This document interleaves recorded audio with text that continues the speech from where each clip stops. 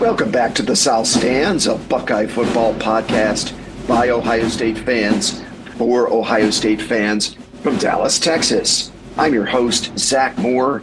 Today is Saturday, January 11th, 2025, and thank you for joining me while I talk to myself about Ohio State's dramatic, heart-pounding 28-14 win over 5-seed Texas in the CFP Semifinal game at the Cotton Bowl last night. Jack Sawyer was named the game's defensive MVP. Will Howard was named the game's offensive MVP. The Buckeyes will advance to the College Football Playoff National Championship against 7-seed Notre Dame in Atlanta on January 20th. It is the program's second berth in the title game since 2020. Now, I've been in Dallas since Wednesday. I came in a day early to get ahead of the snowstorm that hit on Thursday, which actually turned out to be kind of a nothing burger. I think we got, 2 inches of snow and some ice and sleet, but otherwise no big deal. And of course, I was at AT&T Stadium for this game with my good friend Mike and his family. The atmosphere was electric. Fans from both schools showed out. Ohio State fans, I thought, were very well represented. I'd say we made up about 35 to 40% of the crowd, and we were treated to what was the greatest Ohio State victory that I have ever seen in person in my 40-plus years as a fan. And with this win, Ryan Day, who started this season 2-6 against top 5 opponents, is now 6-6 against the top 5. Texas is the 4th top 5 opponent the Buckeyes have defeated this season, and they had to earn every inch against the Longhorns last night. Texas was as good as advertised on defense, especially in the secondary. The Longhorns secondary held freshman phenom Jeremiah Smith to a season-low 1 catch on 3 targets for only 3 yards. Smith was bracketed by multiple Texas defenders all night. And for the better part of 60 minutes, the Buckeyes and Longhorns exchanged body blows, but 2 huge scoring plays by the Buckeyes at the end of each half, I think, were the difference. Travion Henderson's 75-yard catch and run for a touchdown with 13 seconds to play in the second quarter after Texas had tied the game was one of those plays. And then Jack Sawyer's 83-yard fumble return for a touchdown on a strip sack of Quinn Ewers with 2:13 to play was the other. Henderson had his 3rd straight 100 all-purpose yard rushing performance in these playoffs on only 7 touches last night. He finished with 117 total yards and the touchdown reception. He also averaged 7 yards per carry in the run game. I mean, hey, call me crazy, but if I'm Chip Kelly and Ryan Day, I might think about getting Henderson a few more touches than 7 against the Irish on January 20th. With all the attention on Jeremiah Smith, and rightfully so, this postseason, I think it could be easy to overlook how impactful and explosive Henderson has been in his own right.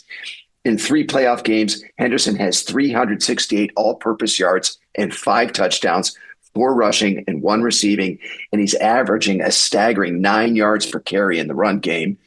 Henderson is one of a handful of Ohio State seniors right now who's making himself a lot of money with the way he's playing in this postseason.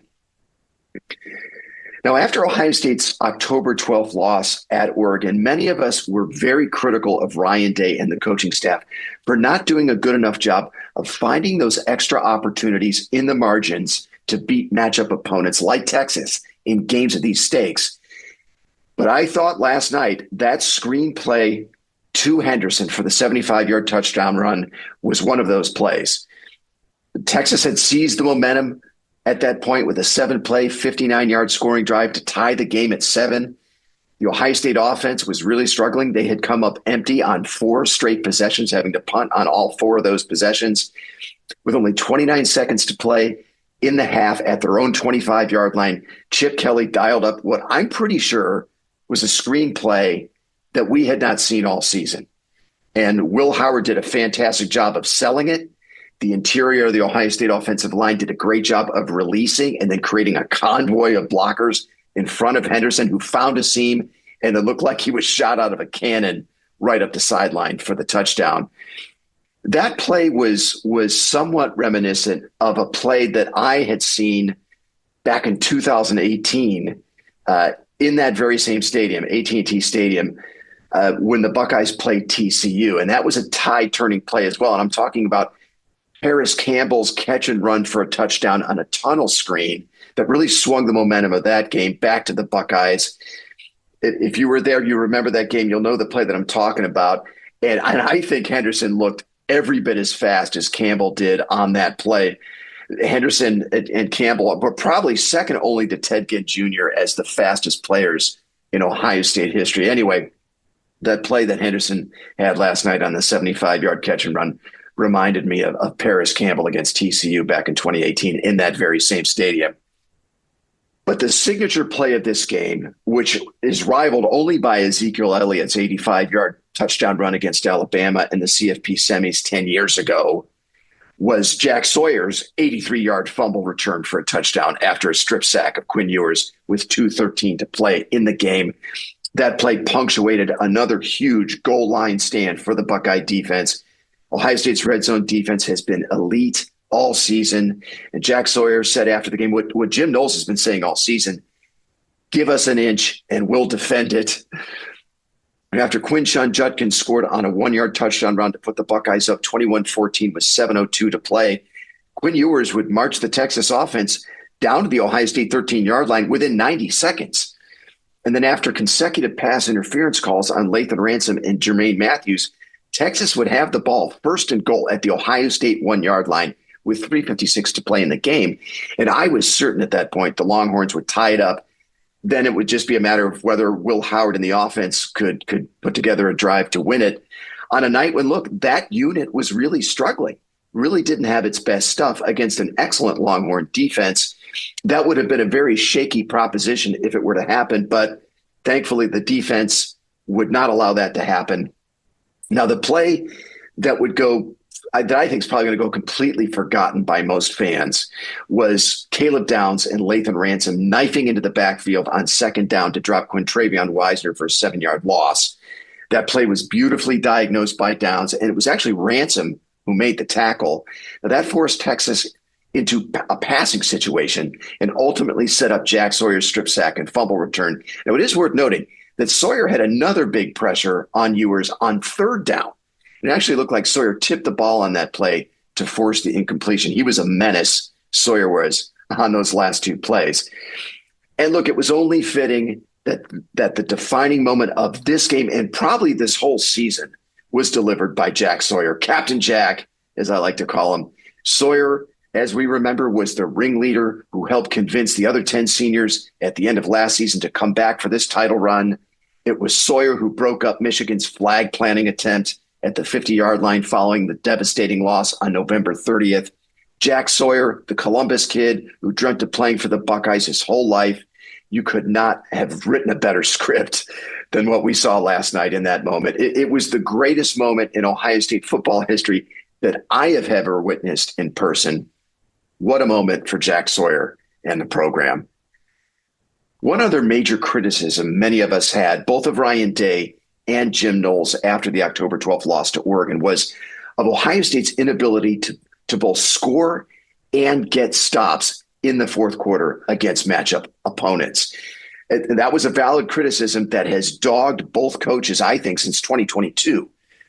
But last night, the Buckeyes outscored the Longhorns 14-0 in the fourth quarter. The defense would contribute the scoop and score by Sawyer and an interception by Caleb Downs to finish the Longhorns. And after being held scoreless in the third quarter, the Ohio State offense put together a gutsy 13-play, 88-yard scoring drive that ate up 7 minutes and 45 seconds of the game clock.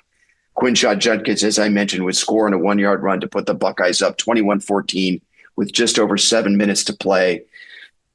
Ohio State converted a 4th and 2 on an 18-yard keeper by Will Howard. That was a perfectly timed call by Chip Kelly, and it seemed to catch the Texas defense totally off guard. Howard probably should have scored on the play, by the way, but he was tripped up by the turf monster somehow. Another play that will probably be forgotten, but it was absolutely huge, was G. Scott's 7-yard reception on the previous play.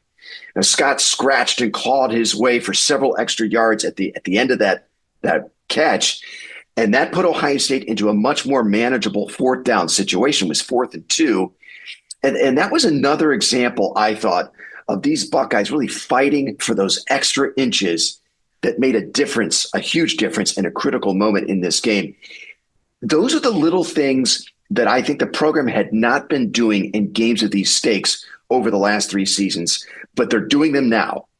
And it's a big reason why the Buckeyes are headed to Atlanta to play for the national championship on January 20th. Will Howard finished the night with a solid, but probably not spectacular stat line, 24 of 33 for 289 yards passing, though 75 yards of that passing total came on the screenplay to Trey Henderson. Howard also had the huge 18-yard run on 4th down to extend the Buckeyes' 4th quarter scoring drive, which helped them retake the lead.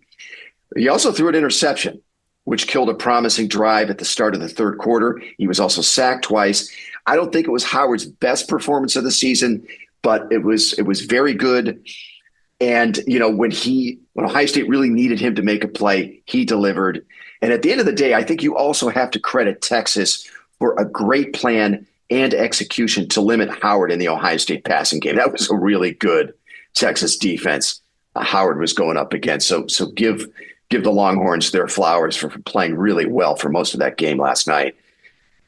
Now, I said in our preview pod that if the Texas secondary was as good as the accolades and the stats would suggest, and they were, the Buckeyes would really need Carnell Tate to step up in this game. And Tate came into last night with only 2 catches on 4 targets in the postseason. And with the Longhorns secondary bracketing Jeremiah Smith most of the night, I thought Tate stepped up huge. Now, he did have a drop on a pass that should have gone for a touchdown on Ohio State's first possession. But that was the only blemish on a very productive night, I thought, for the sophomore receiver. Tate finished with a game-high 7 catches on 9 targets for 87 yards. That included a clutch 18-yard reception on 3rd and 8 to extend Ohio State's scoring drive midway through the 4th quarter. It is such a luxury to have a receiver of Tate's ability in this offense. He'd be the number 1 receiver at 120 other programs. And last night, he went from a luxury to a must-have for the Buckeyes against a stingy Texas defense. Another unsung hero for the offense in this game, I thought, was left tackle Donovan Jackson, the Texas native, against a very talented Longhorn pass rush last night. Jackson did not allow a sack. He only allowed 1 pressure. He finished with a PFF pass blocking grade of 86.2, which is his highest pass blocking grade since he made the transition to left tackle. Going against 3 excellent pass rushing defenses in Tennessee, Oregon, and Texas, Jackson has only allowed 2 pressures and no sacks.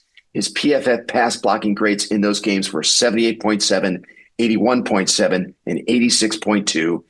Jackson is another Buckeye senior who is making himself a whole lot of money with his play this postseason. And most fans are not going to remember this 10, 20 years from now, but Jackson's move to left tackle after the Nebraska game probably saved Ohio State's season. It was absolutely huge that he was able to make that transition and play as well as he has at that position. But when I remember this win for the Buckeyes, I will always think of it as a game that was won by the defense. The Silver Bullets held the Longhorns to 20 points below their season average. The Longhorns came into this game 6 nationally in scrimmage plays of 40-plus yards. They did not have a single play over 40 yards last night. Ohio State finished the night with 9 tackles for loss, 4 sacks, and 2 turnovers. Jack Sawyer, who again was named the game's defensive MVP and deservedly so, and JT Tuimoloau led the way, combining for 9 pressures and 2.5 sacks of Quinn Ewers. Now, Tuimoloau injured his ankle in the 2nd quarter and had to leave the game for several series, but he did return in the 3rd quarter, so kudos to him for gutting out what looked like a pretty gnarly ankle injury. His ankle was heavily taped after halftime. Sawyer and Tuimoloau finished with the defense's highest overall PFF grades of 89.8 and 81.7. I thought Sonny Styles was excellent last night. He led the Buckeyes both in tackles with 9 and tackles for loss with 3. That included a sack. Styles also finished with the defense's highest PFF grade for pass rush of 92.2, which is saying a lot considering how well Sawyer and Tuimoloau played last night. Styles also delivered a punishing hit on Texas star tight end Gunnar Helm to force an incompletion. Now, he did get beat in coverage by Jaden Blue for a touchdown catch, but I thought that was a pretty nifty play call by Steve Sarkisian to to free up Blue for that touchdown catch.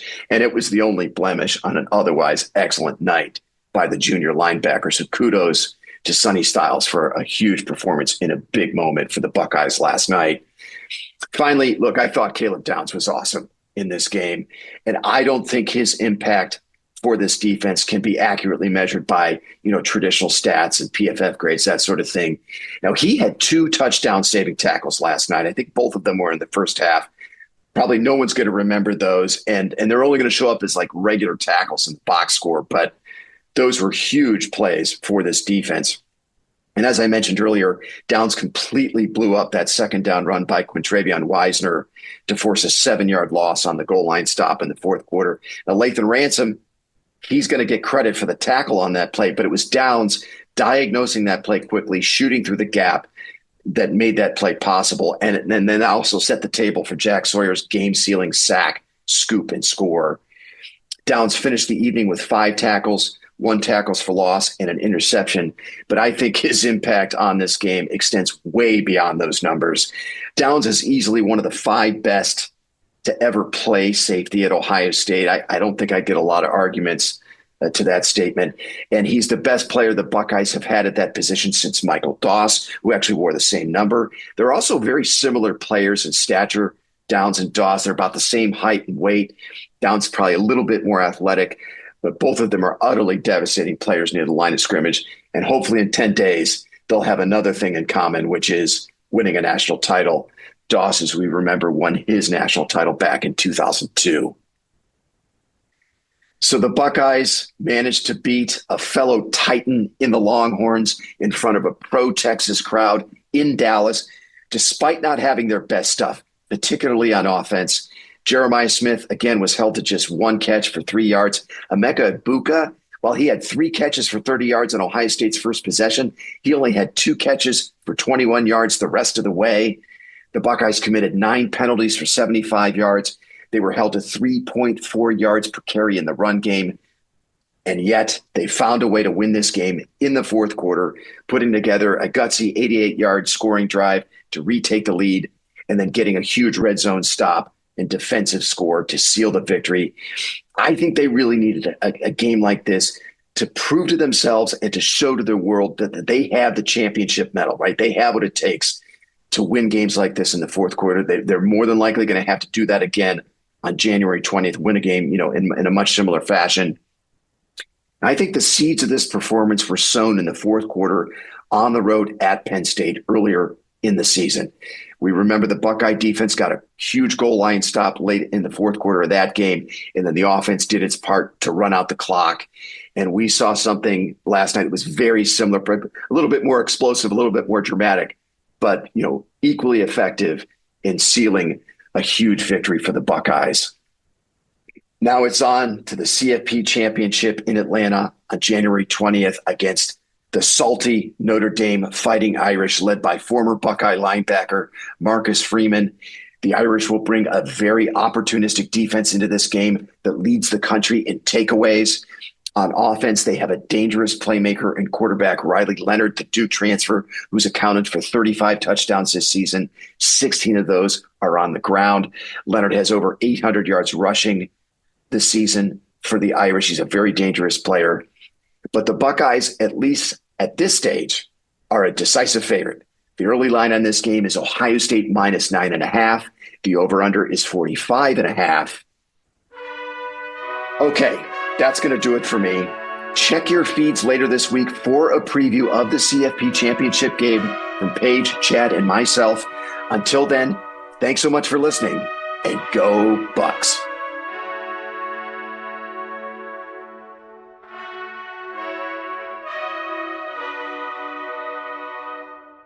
You've been listening to the South Stands, a Buckeye football podcast. Follow us on X at South_Stands.